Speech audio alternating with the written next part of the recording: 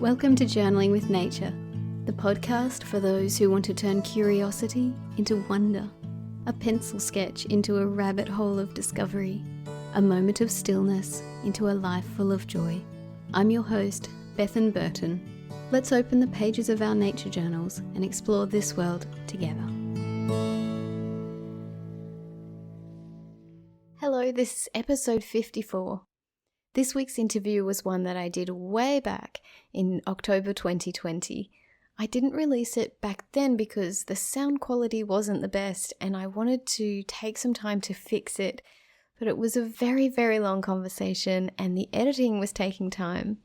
The sound still isn't perfect, but I wanted to share it with you anyway because it's long overdue.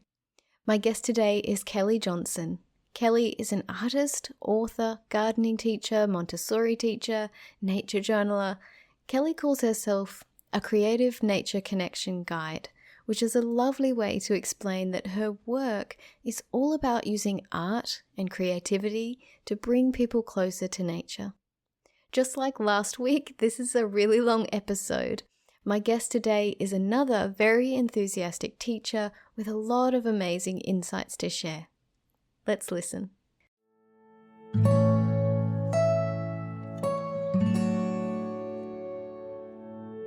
Kelly, thank you so much for being here. I'm really excited to chat to you. Thanks for having me. Me too. So I love to start with people's history and go back and talk about nature in childhood. Was there nature in your childhood? Yeah. I had like a really, I would like to say kind of idyllic because I had access to a lot of different kinds of nature. I grew up in Virginia in the United States, which is on the East Coast, sort of right in the middle. And we lived in the middle of the state.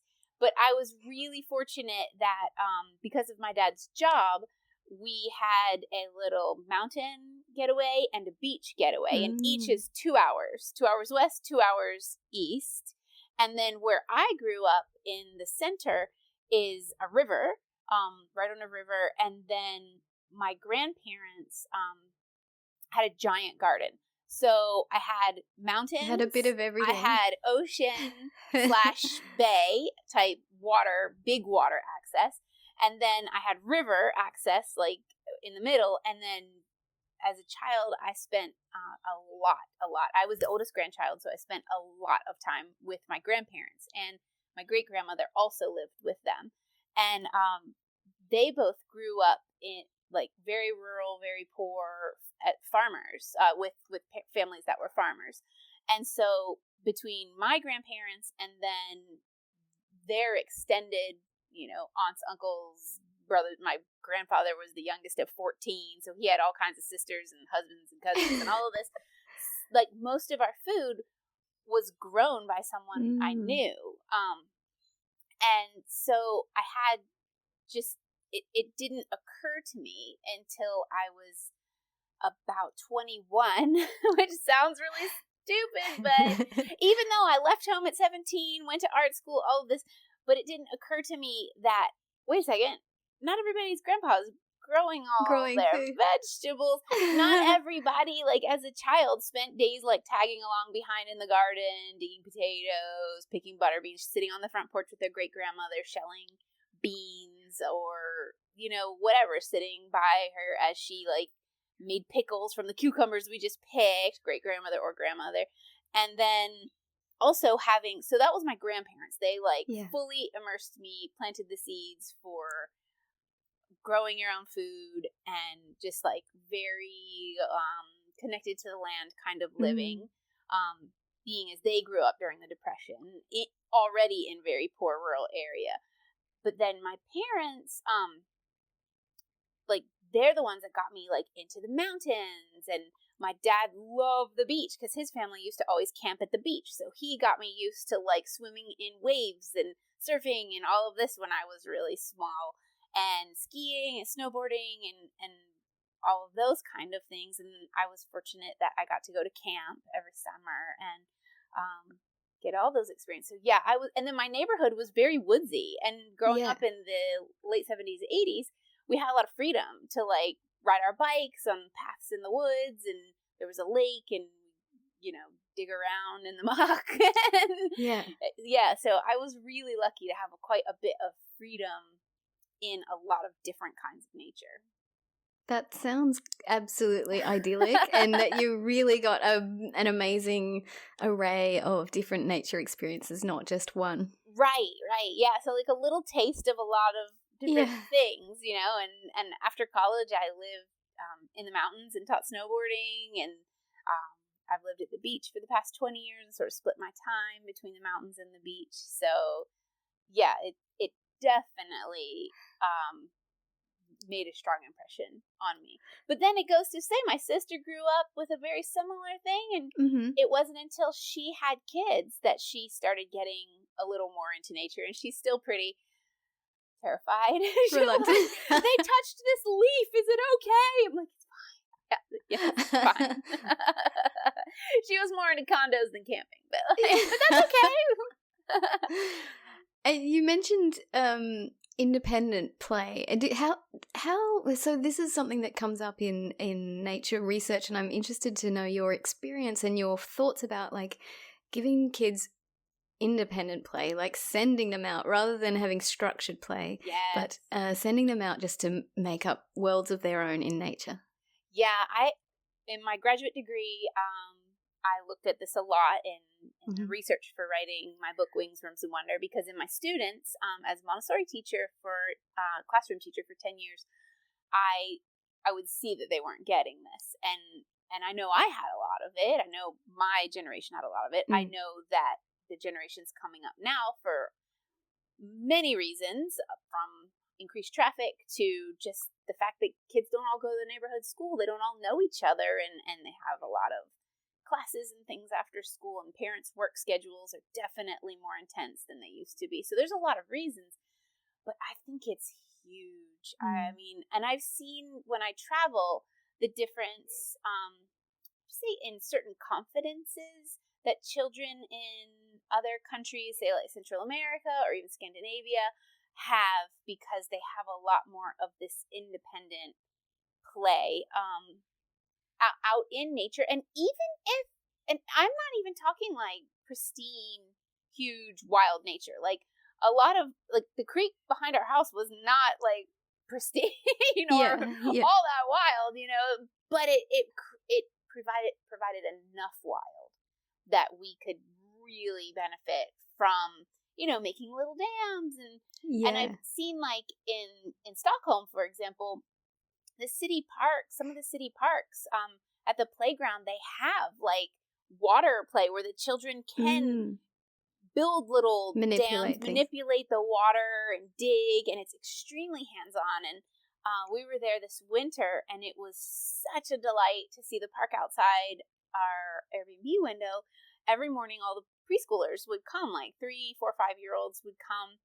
Didn't matter if it was snowing, didn't matter if it was raining. They were dressed properly. They were out there. They were rolling in the mud. They were rolling in puddles. And the adults were like really, unless they were playing maybe a chase game or something, the adults were hands off, which is such a difference from here in the States, where people are so afraid of getting sued, and they're so afraid of, getting sued. And what happens if kids get hurt? And I know in my teaching experience, I was always getting in trouble with the admin for letting kids like have fun and be too wild, or just climb on things. Yeah, and, sure. They weren't even being, obviously I would never let them be dangerous, but doing all the things that we did as kids. Yes. These kids were very capable of climbing on top of the monkey bars, but I was always getting in. So I would just be like, they're fine. And those experiences, I think you and I probably grew up in the same era when, being out by yourself was quite normal. And those experiences when I went off at 8 or 9, and I went down to the creek alone and sat by the shore and built worlds in my mind. And those nature experiences that I had alone, especially alone, they really stuck in my mind as important to me. And I think that's pretty rare to let young ones wander that far now. I remember wandering quite far, and I know that I would be anxious if my young one did, but but those experiences were important for me. I agree. And some of some very like special like personal moments I remember having, like staying at my grandparents' house in the summers, and my sister being tiny and needing to take naps, and because my grandmother would go to work and my grandfather and my great grandmother stayed home with us, and she would be asleep in the house. There's no air conditioning. There's no small house. You can't have a 5, 6, 7-year-old inside causing a ruckus while the baby's like, this baby needs to sleep. And so they would just send me outside, and I remember I think that's when I fell in love with moss, because I remember they had kind of a shady yard, lots of trees, like in one section, not near the garden. That part was sunny, obviously, but laying on a blanket with coloring books and with drawing pads, and just I remember just petting the moss. Wow. Fantastic. So I think that's too where, and I can't say that I was drawing the nature. I don't know what I was drawing, but just doing art out in nature alone, and rolling around like little kids do, petting moss and staring up into the trees. In hot summer afternoons, just by yourself. They're just like, you gotta be gone while this baby's sleeping. But it couldn't have been more valuable. It stays with you, doesn't it? Yeah. And then, so it sounds like you gathered your influences really early, and then I'm wondering about what happened next. So you went to art school. Did you know what you wanted to do with your life early? No. Even before I went to, I used to say I wanted to be a surgeon because I wanted to cut things open. I wanted to look inside of things. I am so not smart enough to be a surgeon. Oh my, not even close. I barely made it through high school math. I pretty much didn't.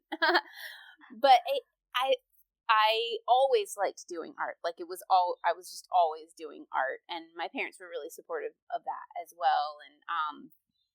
And so in high school, early high school, 13, 14 years old, I really was aware of the fact that I didn't really fit into the mainstream norm, whatever. And I was okay with that. And that's when I also found the punk movement of the 90s and the early 90s, skateboarding, but not the punk 80s smashing bottles nihilists. I was really just incredibly fortunate and just lucky that where I grew up in Richmond, Virginia, there was an incredibly creative and positive punk music scene there. That was it was peace punks, and so it was very environmental, social justice driven, a lot of queer rights, human rights. And there was a big university there that had a huge art school, a very strong art school. And so that, produced a lot. I had a lot of access to very progressive ideas and very progressive things, very positive, creative outlet at a time in life when it can be very hard, especially if you're different than the kids, maybe the majority of the kids at your high school.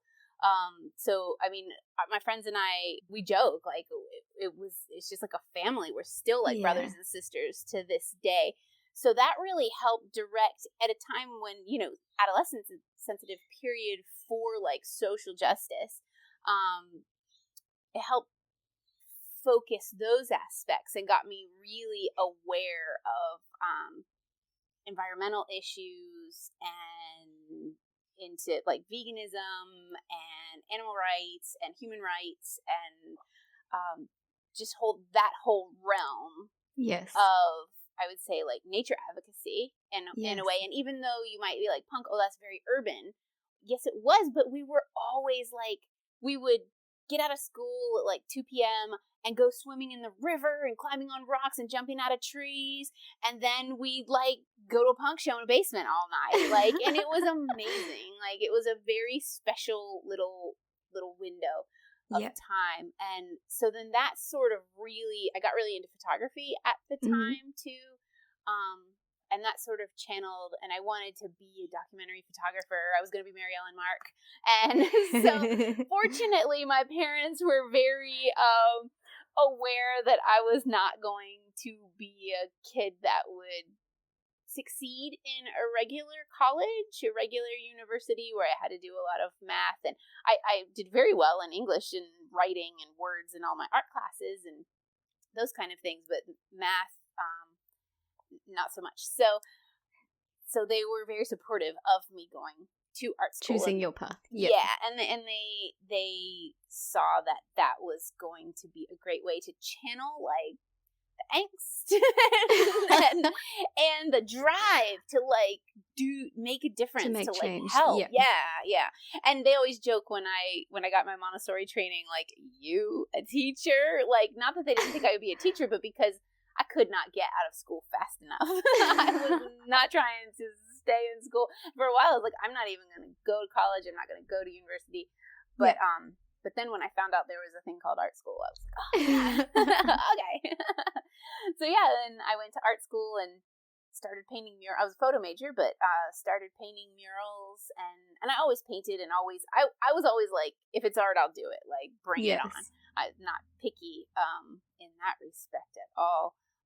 But yeah, art school was fantastic, and again, opened up just so many worlds and friends all over the place, and everybody is doing something to like make the world a better place in different ways, you know, which is really inspiring, I think. That's beautiful. And now you run Wings, Worms and Wonder, and you call yourself a creative nature connection guide, which is such a beautiful thing. And your work is a mixture of nature, art, creativity and gardening. And I'd love for you to describe how Wings, Worms and Wonder came into existence. Just organically, I would say. Yeah, okay. So in 2000, I moved to this beach town where my partner is from. It's a tiny little town in northeast Florida, and it doesn't have much tourism, and it's a lot better than it was 20 years ago, but it has a gorgeous beach. And obviously it was so fairly unpopular that artists could afford to live 4 blocks off the beach. So, but yeah, the beach is gorgeous, and so I got a job as an art teacher at a little Montessori school, and I saw that this will date me, but I found the ad in the newspaper. And what's a newspaper? Exactly. Why are you looking for a job in a newspaper? What does that even mean? We're from the same era, don't we? So I just called and I went in and I got hired, and it was kind of like it found me in a way. And the school ended up being a block and a half from the apartment we had just rented. Like, the whole thing just very perfectly fell into place. And so I taught at that school in various capacities for 10 years. I became certified as a lead Montessori teacher for ages 6 to 9. But I taught because I realized this whole thing is an art project. This is amazing. Like, and this felt like I could really start to affect change in the world by reaching all these kids. And I never had a drive or desire to have children of my own. I always really liked the like cool teenage sister and like the sitcoms, or like the grandma that was like single and like traveling the world and like came back and brought the kids all the like cool presents. I was like, that's who I want to be. Yeah, I would be the fun aunt. And then once I started working, and over the years I've worked in lots of different situations with children, from like day camps to children in underserved communities, to children in shelters and things like that, always doing art with them. Even teens in court-appointed recovery programs and doing art with them. Fantastic. And yeah, so I've had all these jobs doing art with children, and then I realized, like, wow, this is how it can all sort of culminate in a way. And that's when I planted my first garden with children, because I saw their lunches and I was like, oh, they have no grandpa growing their food. and that was the second light bulb that went off about that. And so I was like, I have to be that. So got a little $200 grant and like planted a garden with them. And then it was on from there, you know? And in 2010 school year, this school that I taught at, that was very like heartfelt, grassroots, like they had an administration shift, and that they wanted to take the school in a different direction. So I thought then I was comfortable going. So I thought, okay, well, I've been wanting to go back to school and write a book, because all my colleagues and students, parents of many of my students, we get really excited about our garden, but never wanted to participate. They are always very afraid of it. They were afraid of, and I would always be taking my class on field trips to parks around here. We'd walk to the beach. None of the other teachers were doing that kind of thing. Yeah. They were like, no. And that's also when I started nature journaling with my students during that time. I think I've told this story before, but I like it because it seems like Tell me, I haven't heard it. It seems like I know what I'm doing, but I think like with anything, stuff just falls into place. Totally. I get it. In the moment. Yeah. Like one day the Spanish teacher got sick and couldn't come to Spanish. So I was like, well, I'm the art teacher, and I'm also the garden teacher, and I'm also a first and second grade teacher combined, and I'm also the music teacher. So it was, small school, wear a lot of hats. Yeah. I was like, okay, no Spanish teacher. We've got 30 minutes to fill. Let's take our sketchbooks out to the garden and draw. And that's when it started. Like, fantastic. Literally just happened, and I didn't even know it was called nature journaling. And how did had those first kids that you took out for that half an hour to cover the Spanish lesson, how did they respond? They loved it. It was like a calm came over them. Mm-hmm. They just got really into it. They started making discoveries, because we'd work in the garden all the time, but it was a different vibe. And that was a great vibe too, but it was much more hands-on, and we're picking and harvesting and digging and that kind of thing. But this was like a very calm, that focused concentration, that connection when you're drawing and painting and really seeing happen. And I even had some students write poetry, and I was like, wow. You 8-year-olds are amazing. I could never write this poetry like this. I'm afraid of poetry. And I was like, okay, we're doing this regularly. This is spectacular. And we started taking our nature journals with us. Well, we called them our sketchbooks, but our sketchbooks with us when we would go on our field trips to local parks and to art museums. We started doing it everywhere, all around town. That's the beauty of Montessori school, is there's a lot of what we call going out. Yes. On top of sketching in our own little classroom garden.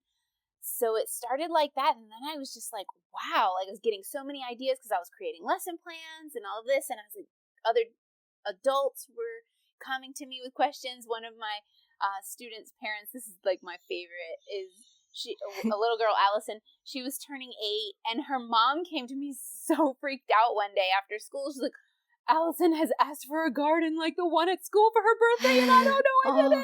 And I was like, deep breath.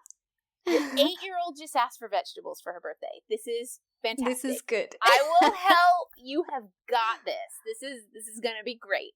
Kelly, that's beautiful. I love that. I was like, yes, it's working.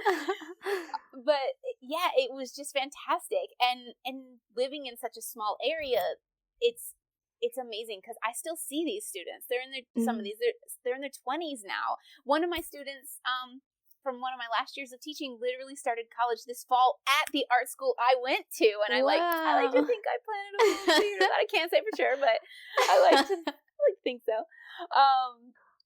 But yeah, and that's I don't see all of them, and I don't see them all the time, but I do see a few of them around, and it's really wonderful to see these like amazing humans that they're turning into and creative things that they're doing. It's so smart.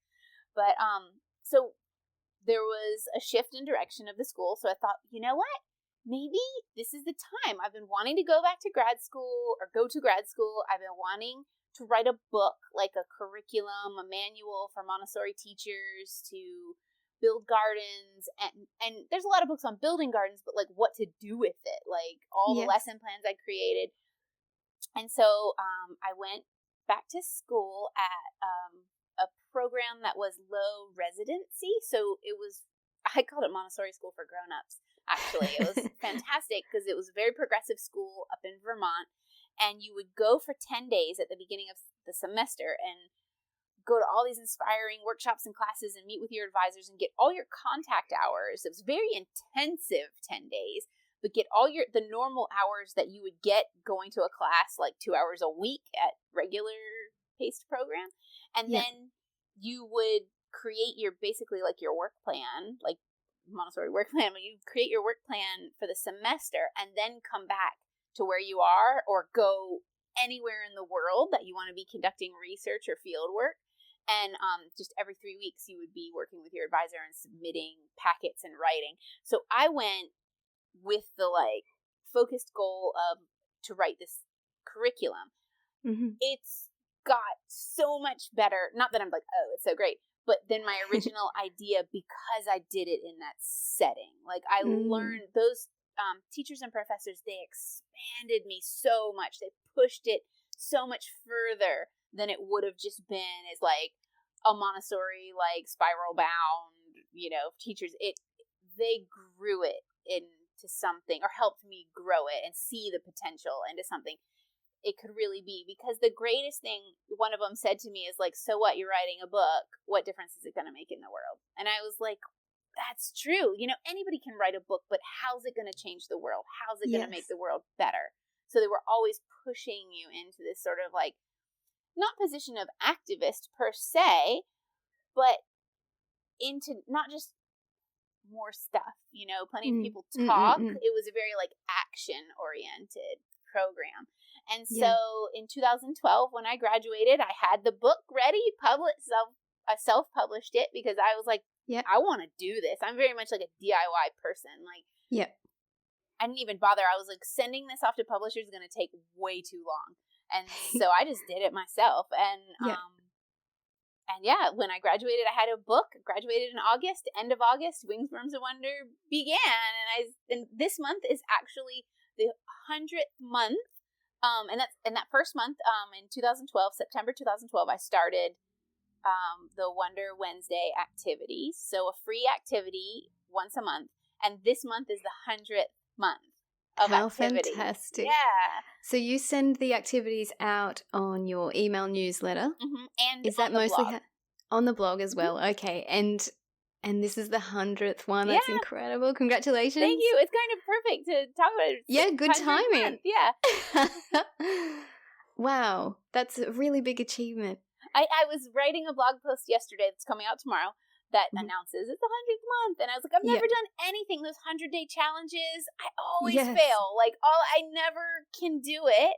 And I was like, wait, I've done this for 100 months. That's really huge. So yeah, I can do something for 100 something. No, I'm the same. I started Inktober this month and I got 4 days, I think, and it's hard. So you've done something really big. So talk a little bit about the Wonder Wednesdays, what you send out. Yeah, so I started like a little online home for it, and for the book basically, and I knew I wanted to make a blog, and I decided that Wonder Wednesdays would be at first the blog came out 2 times a week, but that got to be a lot after like 3 years. So I went to just 2 Wednesdays a month. Plus, it's too much for people, like there's a lot going on. And so the first the first post of the month, second Wednesday of the month, is something sort of like philosophical, inspirational, like sometimes technique-y, but something very nature connecting. With kind of your heart and mind, sort of ethereally nature connected. And then the last Wednesday of the month is something very practical. It's art project, recipe, gardening activity, something that I format into a lesson plan that a parent, a grandparent, and I almost hesitate to use, I usually use the word activity plan, so it doesn't sort of scare people who aren't classroom teachers off. But anyone that wants to create an experience, a creative nature connection experience, with a child or with a senior or just with themselves, although it originally was intended for adults to create for children, like Wings, Worms, I Wonder, the book is geared for adults creating activities for children ages 6 to 12. It was originally with that intention, but then adults just liked doing them too, so it grew. And yeah, that was 100 months ago. So there's 100 so cool. Free activities. And it was also something to make nature accessible because, you know, equity in nature is so important. A good portion, almost 100% of the students in my after-school gardening programs, although they're on pause right now because of the virus, are students of color from low-income area. And I can ride my bike there. It's very close, but being in the South in the United States, things are still, unfortunately, very segregated. And I have been very fortunate to be able to work in these communities and be able to earn the trust of the families and the community, and create these gardens with the children and be able to share veggies with the community and things. But by having a whole free section, all the Wonder Wednesday activities completely complement all the activities in any of my books, but don't have to be used in conjunction. Can be used completely independently. And there's just, as it's grown over 100 months, by this point, there's even more resources on the blog. Although the resources in the book maybe go a little bit more in depth to a targeted age range 6 to 12 or targeted age range birth to 6. So your blog is really rich and full of activities and free and accessible to anyone who wants to. Yeah, everything. I like to create as much free. I would say I'm really good at making free things and really bad at selling things. So I try to have as much as possible just be for everyone, because who am I to put a price on creativity, on nature, on getting out there? I just want to empower people to do it and help make nature feel safe and make it be a safe place for everyone. That's a wonderful goal and really important. Yeah. I think so. So you mentioned before head and heart, and I'm going to ask you a question that I love to ask people. Is nature journaling a head or a heart activity? And most people say it's both, but some people do say totally head, some people say totally heart, so I'm interested to know your response to that. That is a great question. I was literally just thinking about this yesterday, funny enough. I think it's both. I do think it's both, but I think you sort of shift depending, when you first go to nature journal, say you're out in your backyard or you're at the park or wherever, or you have a little bit acorn on your table and you're gonna draw that. Yeah.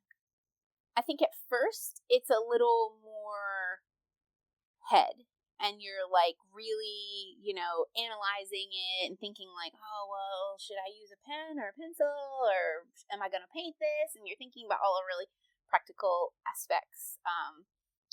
And then once you really start seeing, you're really observing, and you start to slow down and your breathing starts to,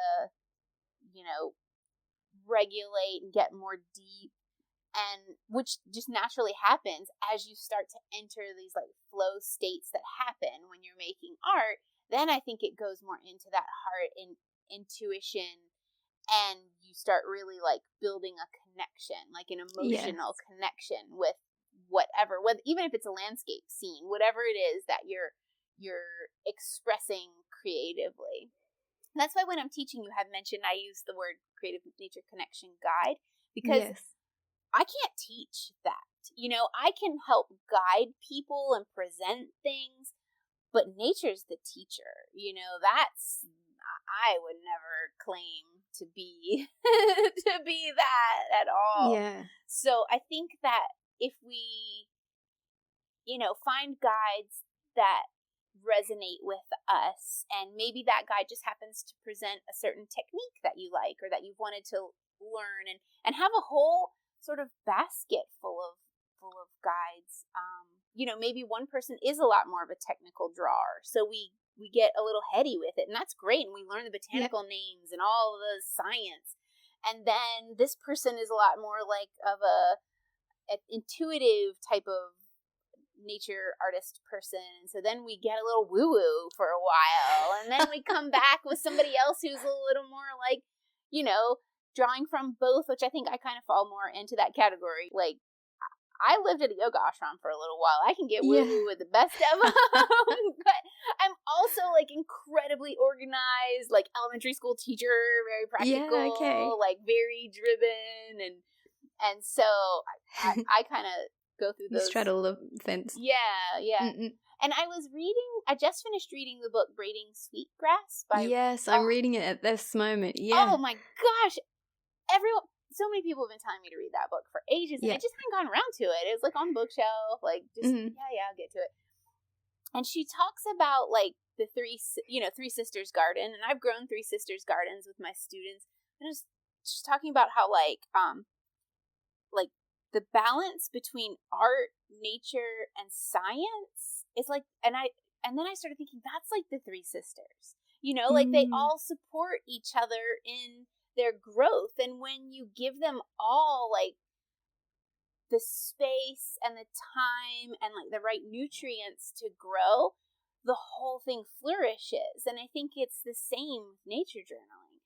Is some people maybe don't want to learn the science, but you don't, like Rachel Carson says, it's not half as important to know as to feel. And in the beginning, when you were children, you don't have to know the names, but then once you connect and you learn the names, you go even deeper with. Yeah, I like that. I like that you talked about having different guides with different approaches, and that all these pieces come together to build your connection in a really solid, beautiful way. I'm really interested to talk. So you work with groups of all ages. You work from toddlers up to adults, and I'm interested to hear about your different approaches. Like, how do you connect a toddler with nature versus a school child versus a teenager versus an adult? What's the different approaches that you can take for different age groups? So I kind of divide it, the way I approach, I go on the divisions that Maria Montessori uses. So birth to 3, 3 to 6, 6 to 9, 9 to 12, 12 to 15, 15 to 18, 18 to 24 adult. So we'll start at the beginning, I guess, with birth to 3. Yeah. Just literally sensorial. Oh, magic. Like, just taking them outside and, like, petting things and looking at, or even when they're teeny tiny, just talking to them about it. Yes. You know, it's like looking up and naming things in different languages, touching things and talking about, like, smooth rock, you know, and touching their hand and like, oh, this is sharp. And like, you know, if you have a little cactus, like very gently, like putting their finger, when they're able to have food taste. Oh, that's always fun. That's a big one. So fun. And when they're getting a little dexterity, 2 and 3-year-olds tearing things, like tearing leaves and pulling grass and taking apart flowers, taking apart things, obviously jumping, climbing, like the big movements, big gross motor movements. And then when the child, and it's really different in this age range, it's really dependent on the child. When they start showing an interest in mark making, then getting them nature journaling. And that is what inspired, working with such young children, is what inspired my 4th book, Wonder and Wander, which is targeted activities for adults to create children birth to 3. And by getting children birth to 3 connecting with nature very sensorially, very in a positive manner, and this could be done even in the home if, you know, you live somewhere that maybe don't have access, with vegetables, with house plants, with pets, even if you have pets. So I always like to remind everyone, it doesn't really matter where you live because your dinner is nature. You know, like it's all like our bodies are nature. Yes. So, and you can go. I love that. Yeah, even like looking for weeds and sidewalks, and that's all nature. But with young children, very, very, very sensorial. 3 to 6. Well, sensorial always, really. But Yes. 3 to 6 year olds, a lot of practical life, which we call in Montessori, is cooking, gardening, planting, shelling, and even 2 and 3 year olds will like to shell beans. Yes. I will bring like big bowls of, like, if I do like community events, I'll set up a low table with a big bowl of, if it's in season, like black-eyed peas or some kind of beans, and a bowl full of beans, a bowl for the beans, and then a bowl for the shells, and it will be packed with kids the entire time. Because I know when I was that age, on the front porch with my great-grandmother, that was my job, shelling butter beans. I loved it. And you feel like you're contributing. They need that purposeful work because that's play for them, and it's contribution to their community. So 3 to 6 year olds, a lot of that hands-on. You can get these little, a lot of Asian grocery marts have them. They have a little handle. You know how you might get carrots or zucchini and they're chopped like rigidy ripples? Yes. Those little rigidy ripple choppers. Yes. They're safe and they're not super sharp, and they're fantastic choppers That's a great idea. for young children under age 6. Get them chopping, preparing your food, preparing snacks for themselves and their friends, siblings. And then they really like nature journaling too. Then you can really start getting a little more representation. Whereas with the little ones, it'll be scribbles maybe in the color of the leaf. Colors, Yeah. But 3 to 6 year olds, they'll really get into the drawing, and when they start emerging into writing, you can, start with the letters, doing leaves, they do L's, or even writing, tracing, but always telling stories about it, and then dictation, that kind of thing as far as journaling goes. And then going for walks, birth to 6, like, people think they can't walk very far. Those children can walk. You see how they run around the house all the time. And I've read in different books that the children can walk as many miles now, so kilometers would be a little bit less, but generally as many miles or kilometers as they are their age. Oh, interesting. So now you might need to bring snacks. It might take you a really long time because you're not just walking, but capability wise, their bodies can handle that. And that's another thing. Just that's why that book for birth to 6 is called Wonder and Wander, because just wander around with them. You might only make it to the end of the block, but you may have discovered 15 amazing things. And let children that age, once they become mobile, sort of become the guides. Like, and try to get into that beginner's mindset with them, because everything is new. Picking, tearing, looking like, wow, there's a snail. Let's watch him and see what he does. And look what he's doing. And look how the light is shining off this little trail he's leaving. There's just worlds of conversations that can open up if the adults put the phone away, and which is hard, or put it in your bag on silent mode if you need it for safety reasons or whatever.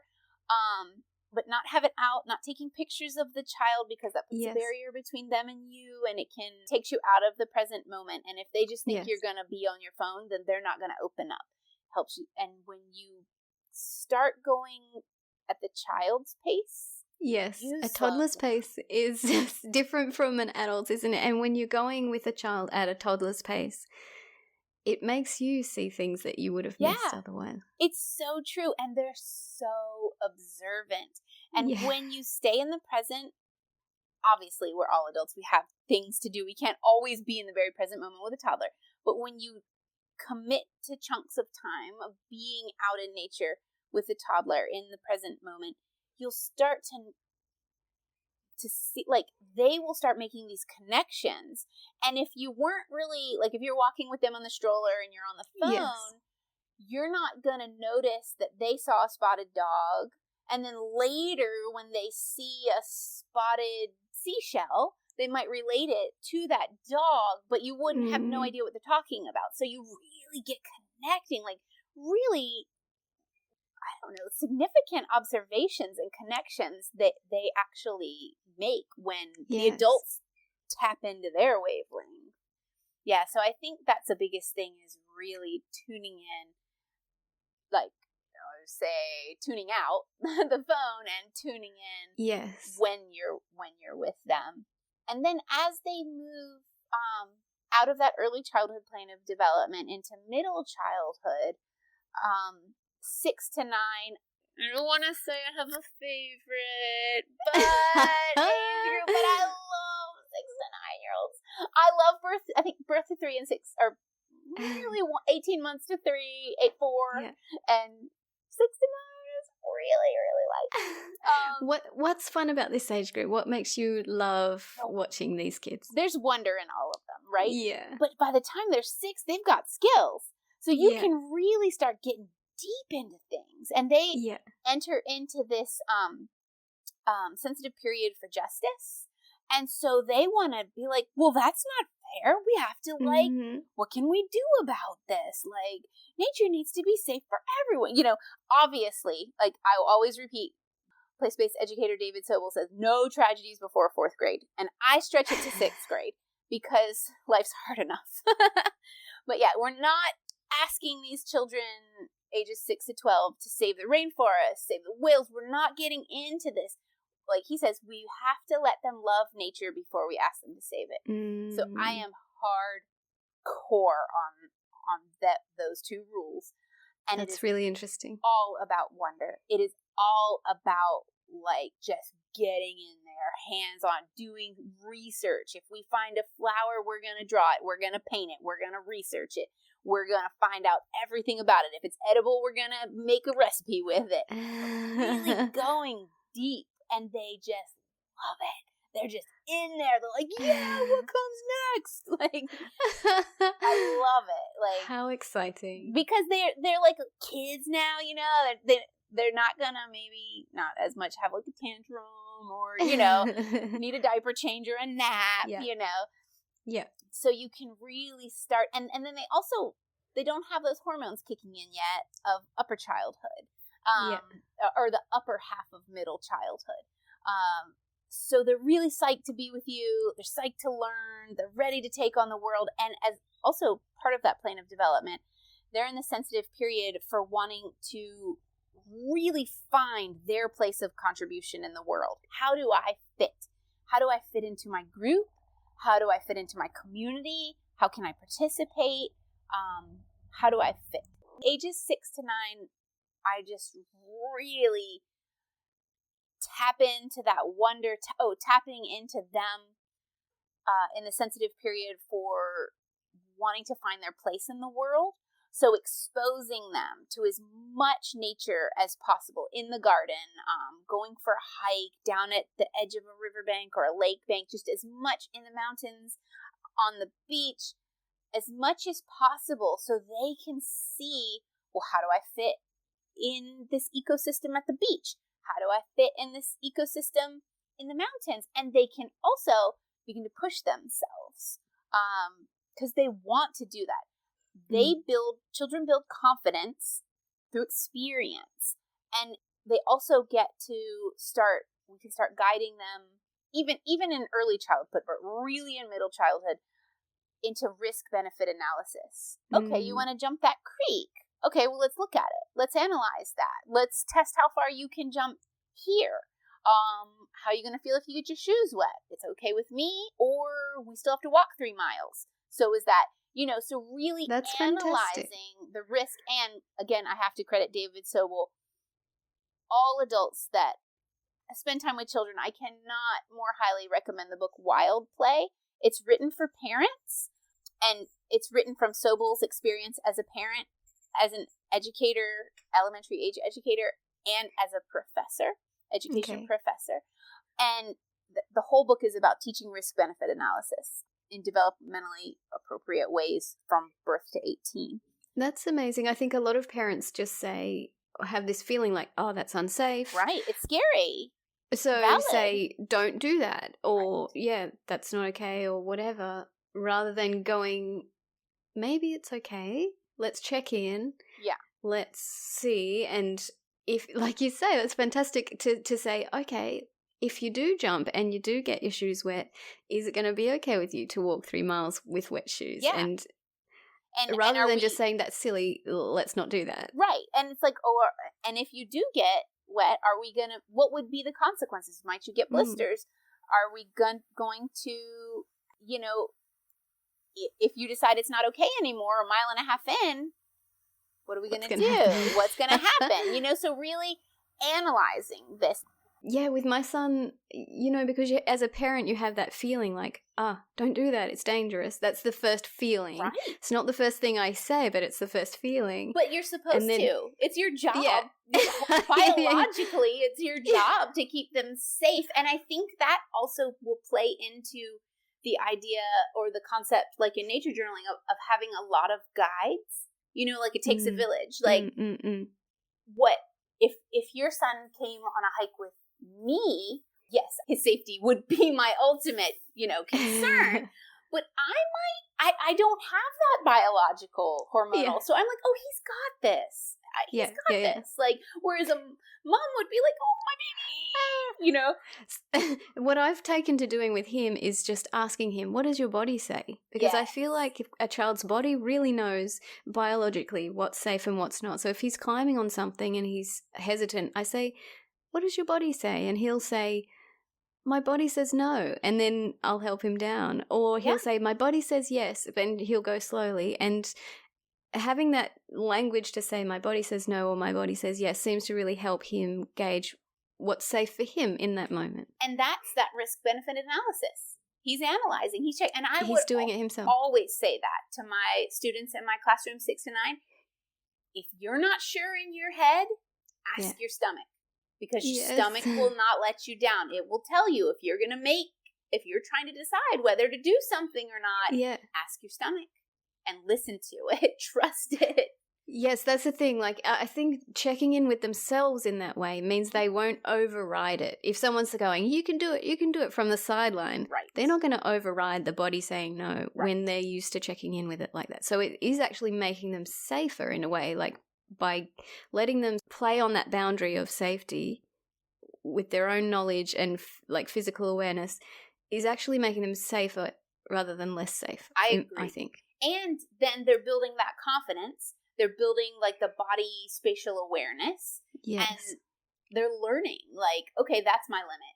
I pulled it off, but just barely, and not going to do that again, I remember from my own childhood, I was a tree climber, absolutely, always in trees. And sometimes I would go right to the top of a tree. And that was always my goal, like go to the very, very top. And sometimes I would be up there in the wind and I'd be clinging to a very spindly branch and like blowing in the wind.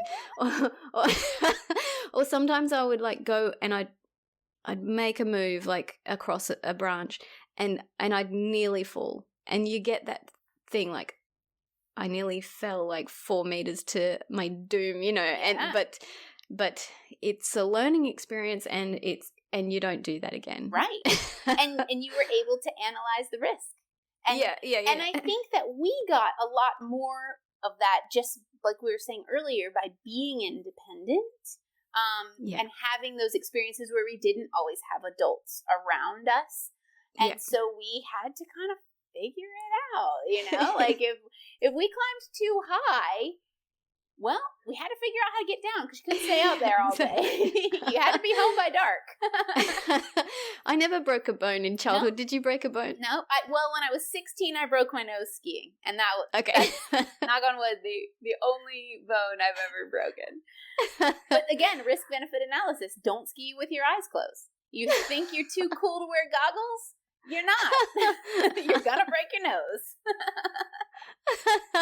I love it. But yeah, so with that age group, it's just so great to get them connecting, analyzing themselves, their own places in nature, how they can contribute.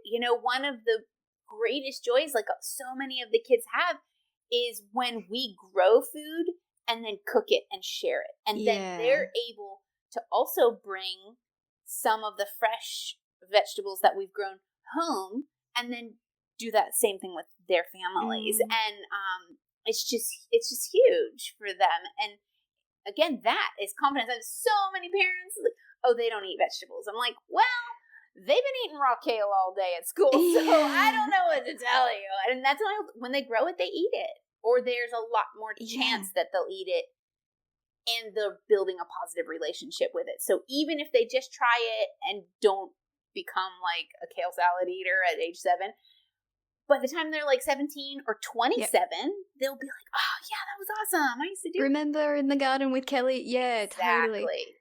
So my boy is not a vegetable eater. I was, before you're a parent, you have all these ideas. Right. My kid won't watch TV. My kid won't eat sugar. My kid will eat vegetables. And then you're up to here. I know. It doesn't happen the way you think. So my kid doesn't like vegetables. But he does eat them straight from the garden. Right. And we did go on like an edible weeds walk with a friend, and he was eating this and that. He was eating weeds like they Yes, they love like it. it was lollies. Yeah. Same, because I'll do that. I always do at least. I ran a children's garden that I developed with another Montessori teacher for eight years, and we always once a season did like a weed feast, fantastic. Yeah, because I think we live in similar areas where it's a year-round growing season or similar climate. Yeah. So there's always a weed to eat, and it was great fun. They love it. They think it's hilarious, but they're chowing down, and they're nutritious. Yeah, really nutritious. So we should really. We were like wild edibles, but we gotta eat the weeds because it's catchier. Because it's fun. Yeah. I love what you're doing. You're bridging like garden, food, community, art, bringing it all together. It's such a wonderful mix. And that's I guess I haven't really focused on that, but there's always an art element. Like there's always because even cooking is an art, and I always put stories into, because children's books are just so wonderful, and we always talk about the art, and then how could we try that technique in our nature journal, or even with adults, I use children's books as reference because the art is so fantastic. Tell me your thoughts on why art is such a good way of connecting with nature, with the garden, be it with the garden or with the food source or with nature around you. What makes art such a good lead into that? I think is creative connection is kind of like one of our fundamental human needs. It's like whether it's how we adorn ourselves or decorate our home or just the beauty that we find. And I think when you're using just beauty for beauty's sake, creating, making art, you feel, it makes you feel good. It opens you up into a receptive state. Creativity I feel like it's just so inherent. It's almost too easy, it's almost unfair to be like, oh, my job that's just doing the work. It's not me. I'm just giving you the supplies. I think that it's just the desire or the drive to create within nature. It's like how we've evolved. It's just such a deep, inherent thing that in fast-paced modern life has just gotten so overlooked.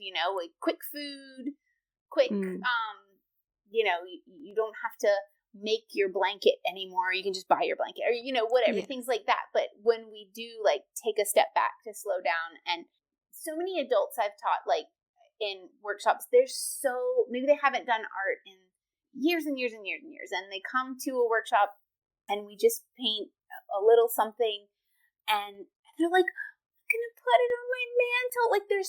They frame it, and it's such a sense of joy, because I think they were able to tap into that connection, and they were able to slow down, and that's what's so fortunate about working with children, because they're doing it all the time. So, or a lot of them, so it's something, if you're making nature art and nature journaling and nature experiences with children, it's easy to take for granted, and that's one thing that's been really nice in the past few years.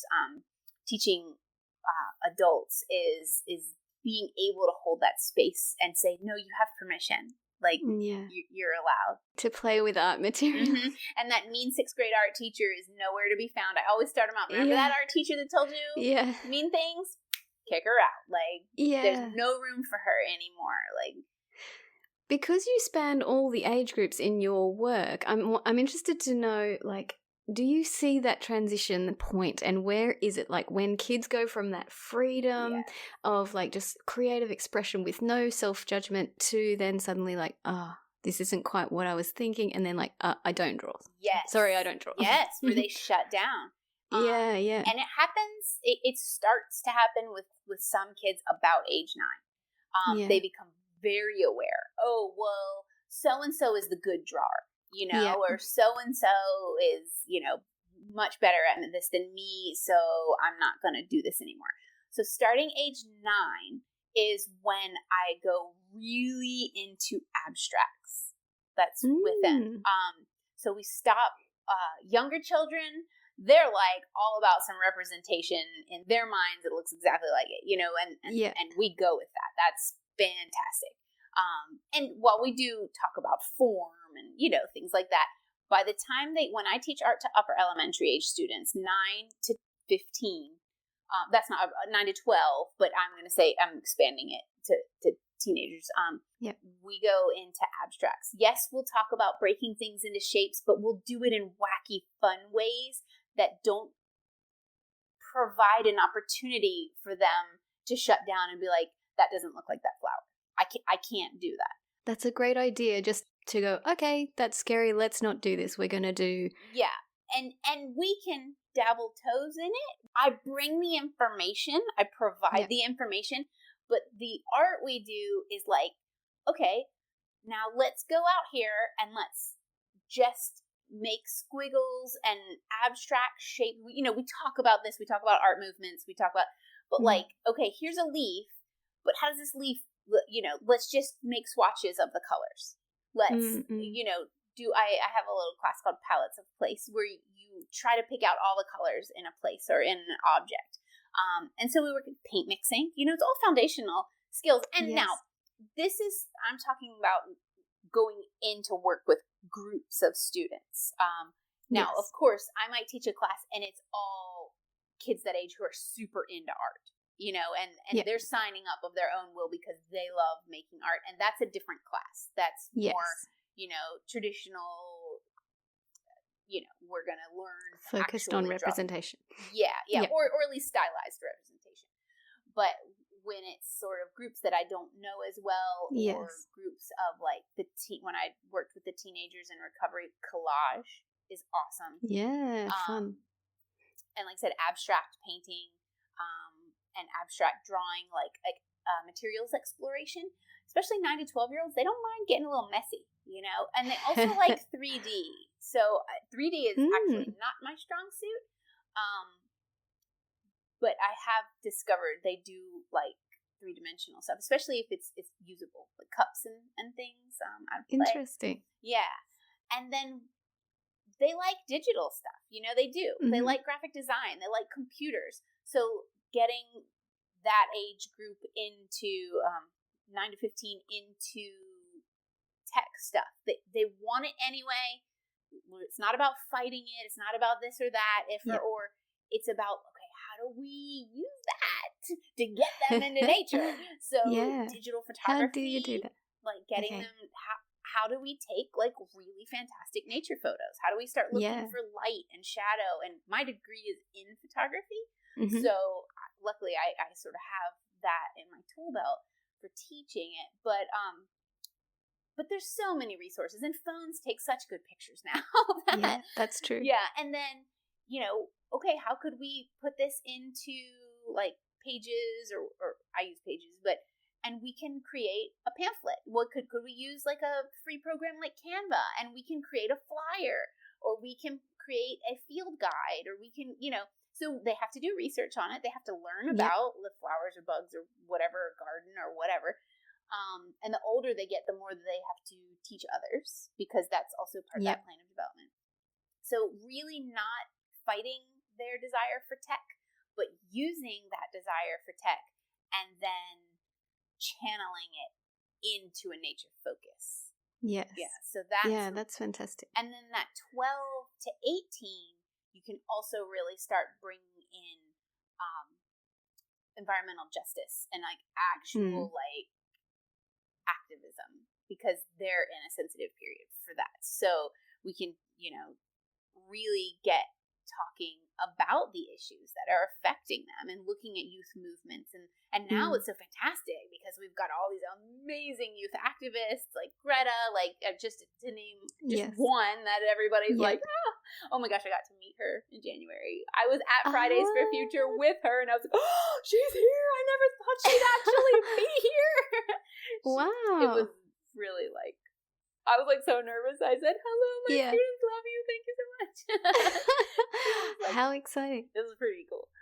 But yeah, so now there's that because, and I just draw, with adolescence, I just try to tap into like a rough adolescence. Like my family was stable. I was very fortunate. I was safe.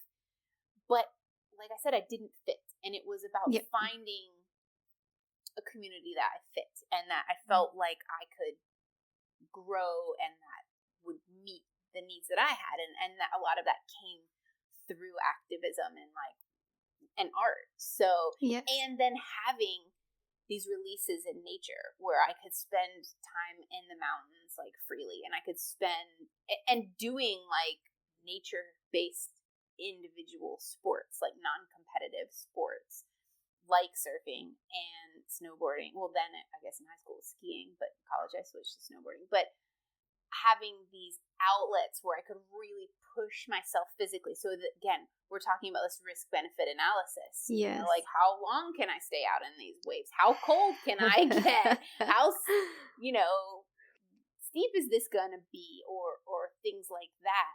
And then the beauty, what David Sobel talks about in the book Wild Play, is those foundations of risk-benefit analysis you teach in nature all the way coming up to adolescence, and even still in adolescence, they then teenagers can apply it to social situations where the stakes are really high and can be quite dangerous. So they know how, like you said, they know how to check in with themselves. Like, I'm not okay. How does this feel in my body right now? And they've built confidence by using their bodies in nature to have some of that confidence that's so hard a lot of times to have and to say no.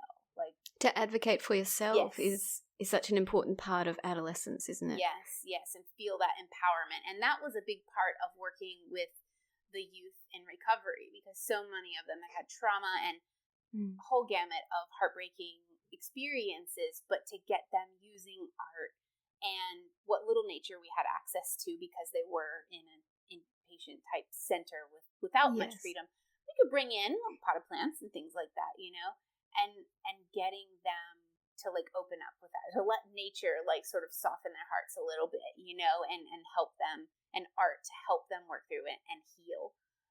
And I think that's the healing powers of nature, and art have so much healing power too. Yeah, art therapy is its own whole arm, but then to add nature on top of that, it has its own healing benefits. So that is amazingly powerful. There's so much in that about the therapy, but also that nature, the lessons you learn in early childhood in nature teach you about important things in adolescence that can keep you safe. That's really valuable. So true. It's so true. Just keep planting the seeds. Like, that's my whole sort of philosophy, is sometimes I might do a workshop with people I will never see again, but I just plant the seeds, and they might not sprout at that workshop, and they might not sprout this year, but next year or 2 years down the road, they might sprout, or they might sprout right away, and then that person starts spreading the seeds, you know? So I'm like, if we just keep planting as many seeds, and with children, just keep planting them, and they will germinate. Like, I didn't grow, I wasn't really all that into like farming or gardening or anything in high school, but then in college, it all came back. My partner, that's where we met, was college, and he started planting a garden in the backyard of his apartment, and I hadn't thought twice about it, because at the time, my grandpa's still growing me food. What am I going to bother? I did that when I was little, And then I was like, wait, I know how to do this. Yeah. I know how to do all this. And I didn't even know that I knew how to do it. It's inside you from those early seeds that your grandparents planted inside you. Yeah. So that's why I was like, that's what I just got to plant. Just keep planting seeds. That's a really beautiful metaphor. I love that, because it does. It grows into something beautiful later on. Maybe when the person doesn't even realize where it came from, or yeah. And sometimes when you're on the adult end of things, you feel like, oh, I just hear myself say this one more time, I'm gonna pull my ears off, like, you know. But the thing is it is like making a difference. You know, you just, that repetition, you know, that's how we learn things. That's how children gain mastery. That's why a child will like do the same thing 100 times in a row and find equal amount of joy each time they do it. So yeah, I think just keep playing. Everybody just keep, and that's why I just keep, like, Wonder Wednesday blog posts. I don't even know if anybody's reading them, but I'm just keep putting them out there because you know what? Like, maybe I'm Wonder Wednesday number 39. Only one person in the world ever saw, but that was what that person needed to see, and that was the seed that for them. You know, so I feel that's wonderful.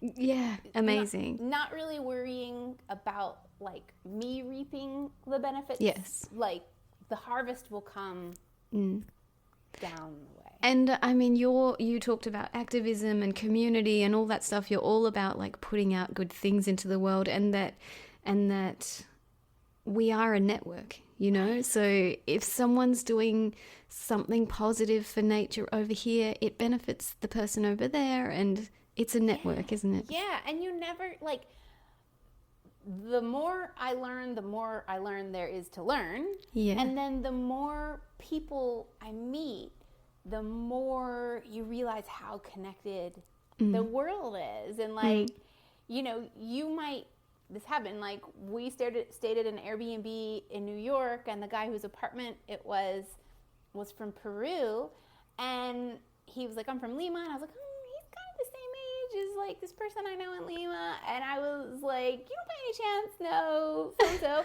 And my partner Sean was like, are you seriously asking him that? Lima is huge. And I was like, you never know. Turned out they were literally best friends from high school. No way. Yes, like, and I thought he was pulling my leg when he was like, oh, she's my best friend, and I was like, I know it's stupid, I shouldn't say anything. He's like, no, really. So I was like, that just goes to show we are in this amazing web.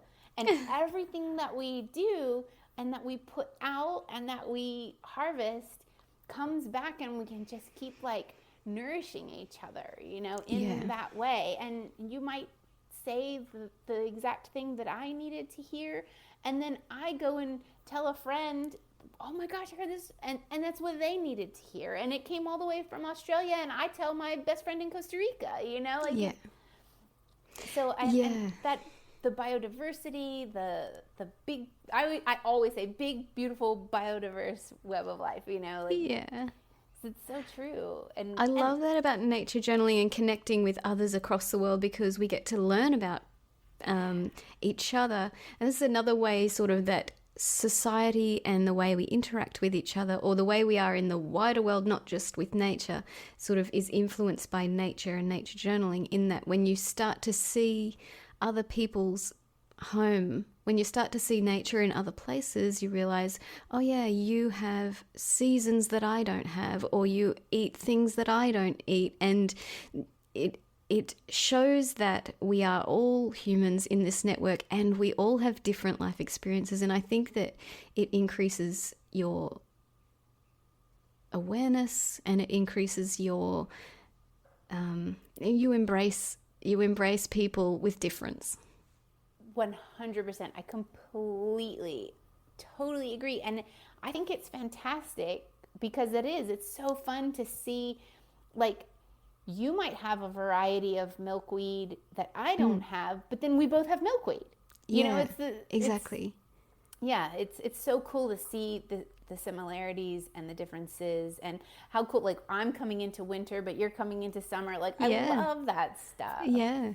I love that too, that it helps you see that people live in different ways, and that we all are sharing a human experience, and our life day to day can be really different from someone else, and that helps you be aware of diversity and respectful of it as well. And enamored. Like, I feel like nature journaling and opening up, to the different ways that people live and how people live within their specific environments, how that sort of shapes how they live and their culture, and like you said, what they eat, and what they do, and it just creates like an awe and a wonder. Like nature journaling, it like gifts us this awe and wonder that then you start to carry. I call it nature's whispers.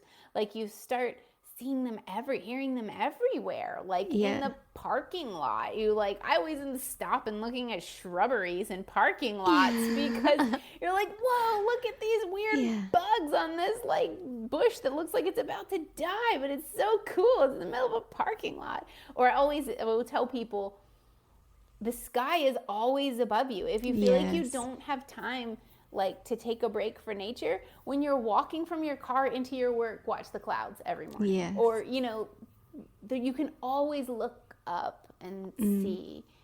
So that's always there for you, because a lot of times grown-ups, they will have a lot of responsibilities, like adults, especially parents working full-time. And that's what's really nice when I teach workshops for adults and in like a night class or something. It might just be like 2 moms, and they have like gifted this little getaway to themselves to come and they haven't done art in ages, and they're just like, it's almost like, how at the end of some yoga classes nobody wants to leave, they just want to sit there like, that's how the moms are. And it's like, what an honor to be able to give like these adults that have so much on their plates just like a moment of respite, like thanks to nature and creativity.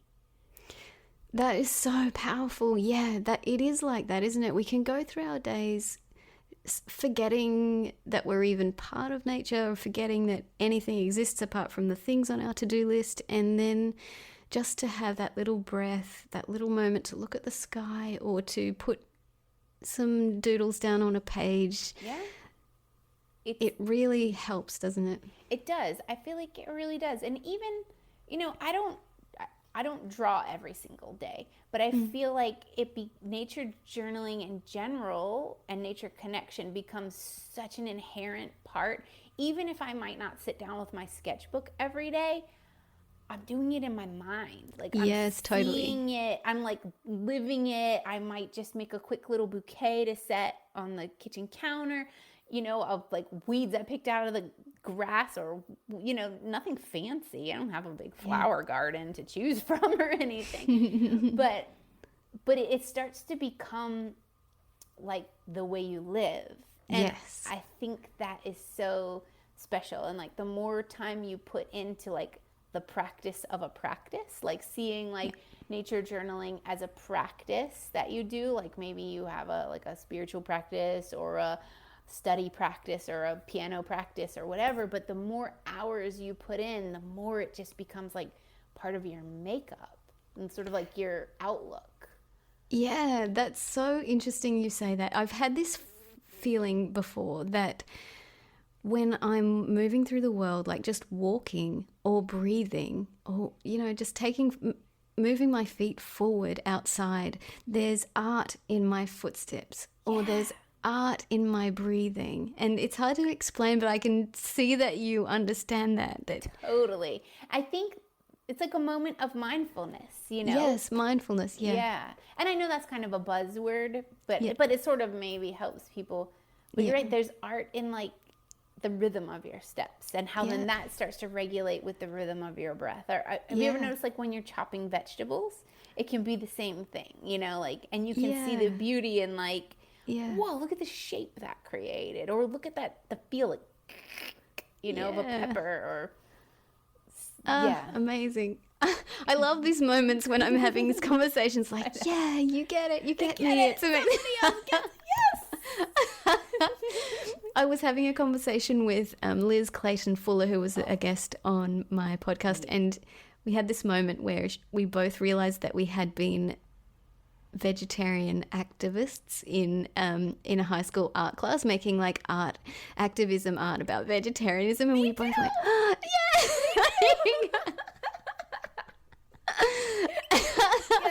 that's awesome. It was like this moment like, I think I'm a lot older than her, but we were like, if we'd been in school at the same time, we would have been best friends. And I think that's perfect that you say that, because I try to stress that too, the multi-generational aspect, how you can connect with. Yes. Age doesn't matter, and when it comes to getting in nature, there's always something. There's something a 2-year-old can teach us, and there's something a 92-year-old can. Absolutely. If you just let so many, like a toddler can be your guide. A guide doesn't have to be like an expert. Absolutely. There was a moment with my little one when he must have been like 2 going on 3, and we were nature journaling together outside, and he just had this moment, and he took a big breath in, and he said, "Mom, I didn't realize grass could be so beautiful." Oh, you're like, yeah. I was like, it was like that, like you said, like, oh, a seed is in him, that. Yes, and the way he breathed in, like, he was just in awe of just looking at the grass, and it was just like, you are 100% right. Grass is beautiful, and we just walk by and we don't notice it, but when we do, it settles deeply into our soul in this beautiful way that will never leave him. He won't remember saying that, but it's inside him. In there. That seed is there, yeah. And it's like, that's that wonder, and it's really powerful, I think. And those are those whispers, like he heard the whisper like that day. Yes. I try to get people when I'm teaching like big or presenting at like big conferences, like environmental ed conferences or Montessori conferences.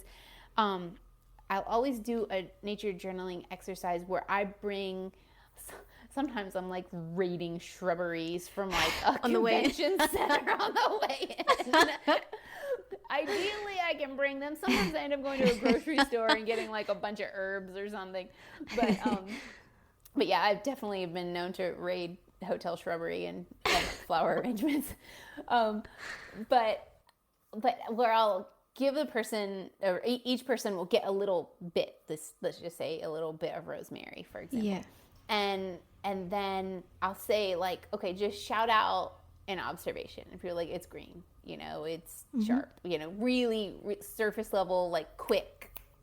And then I set a timer, and for 3 minutes, and because it's in a thing, so we can't do it for very long. So 3 minutes, I have them draw, like really observe it and draw the little snippet of rosemary or whatever. And then we come back, like, now tell me what you see. It's so fantastic. They're like, I never knew that the leaf had a little vein like this, and there, all these, and that's only, and I say, and that was only 3 minutes. Look at the difference, and it really, I feel like that plants a seed in them for rosemary, for example, or whatever the little nature is, and then you'll see like, wow, if I slow down and draw something. And I always say, like, it's not about like having this perfect representation of whatever you have.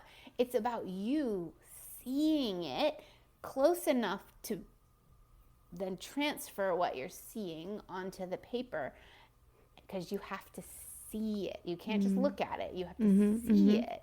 And really, then it plants a seed in them for that. Whatever it is you draw, I feel like you get another seed. And the more times, I always say, I could draw a lavender plant. I mean, I've probably drawn one 100 times, and every single time I learn something new. Yes. For example, or whatever the plant it is. But that repetition, again, like really, because it's different time of day, season, any number of factors. And that's, some people are like, well, I don't have access to wild nature.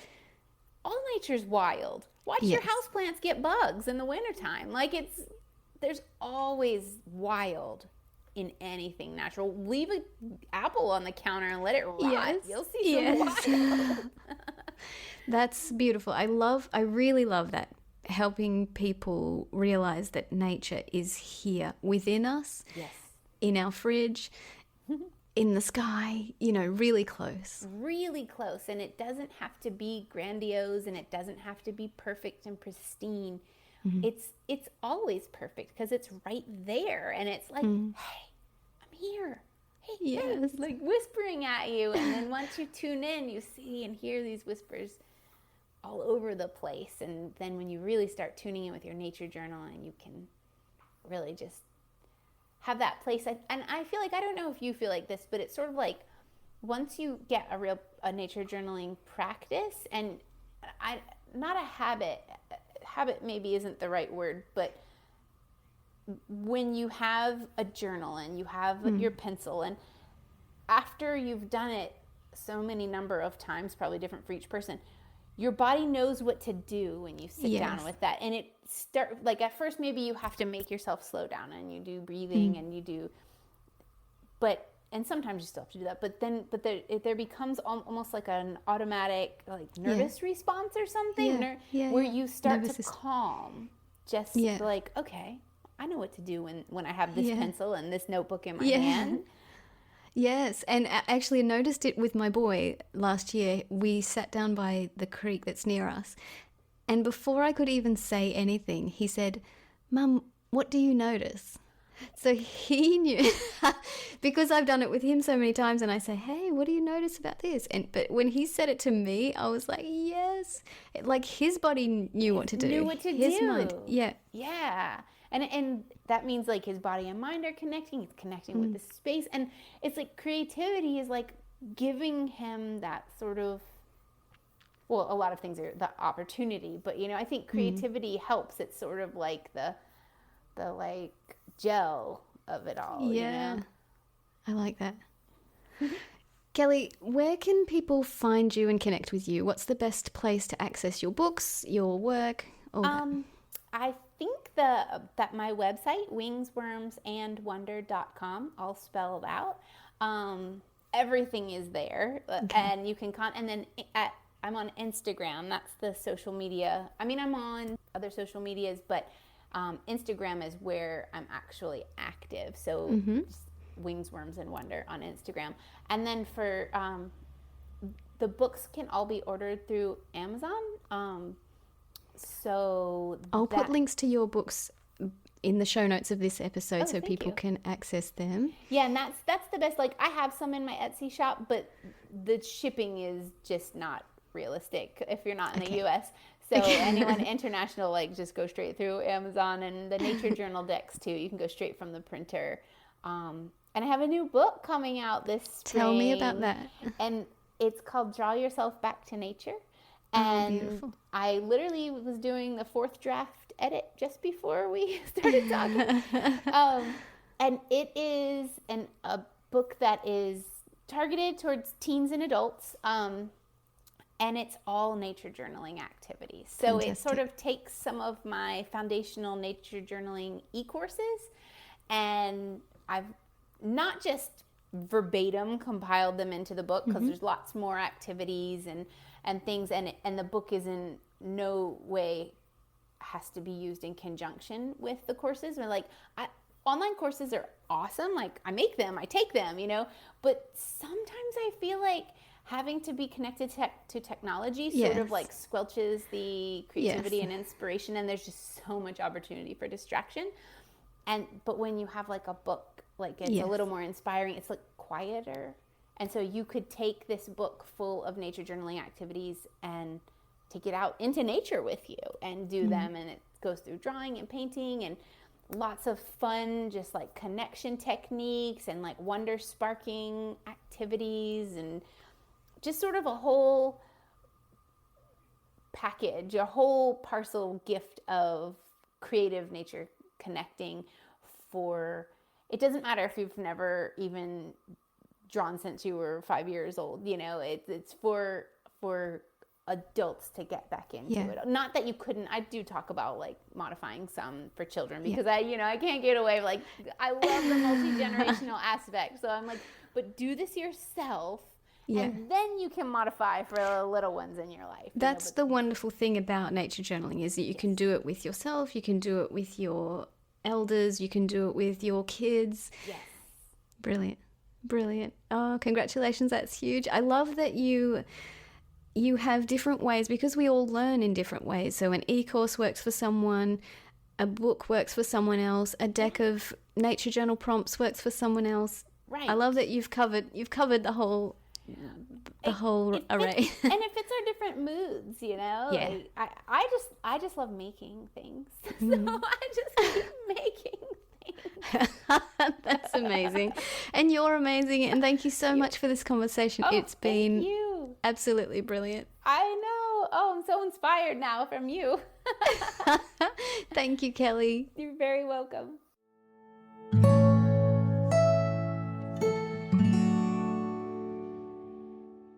I hope you enjoyed this conversation with Kelly. I loved her saying, just keep planting seeds. Every time we share nature with another person, we've planted a seed of nature connection, a seed that may begin to germinate right away or sometime down the track, but which will grow into something beautiful. I also love how Kelly spoke about nature's whispers. It's such a special way to describe how nature can speak to us in a language that's beyond words, but a language that we can understand with our entire being. Kelly's new book, Draw Yourself Back to Nature, has been published this year, 2021, and I was very happy to be asked by Kelly to write a little endorsement for the back cover of the book, which I did with pleasure. Kelly has so much enthusiasm for what she does, and her book is full of creative ideas that will get your paintbrush moving. You can find a link to Kelly's website in the show notes for this episode. Thank you so much for listening. See you next week.